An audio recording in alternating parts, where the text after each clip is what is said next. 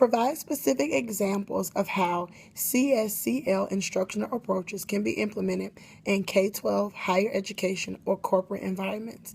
In K-12 education, you can use this collaborative learning method to enhance math talk. So putting math problems, especially word problems, on a site like Blackboard or Edmodo, allowing students to actually converse with each other on how to solve the problem, especially for a student who's struggling, is major. And then once you get back in class, when you talk about how you solve the problem and the different methods, one, everyone's able to participate.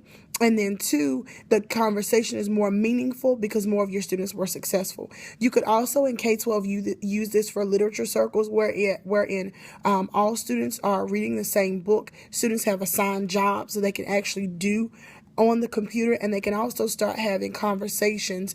You can have a list of different questions that students start to answer and converse about, and once they get in class, they continue that literature circle, but it's easy to start because it's already kind of been started. For higher education, you can use this for a lot of study abroad programs. You can go ahead and allow students who will actually get to travel to each other's country and live together to go ahead and start meeting each other, introducing themselves, talking about culture, talking about things that are similar within their everyday lives, their education. And so once they meet each other, they've already kind of, once they meet each other physically, they've already kind of crossed that bridge.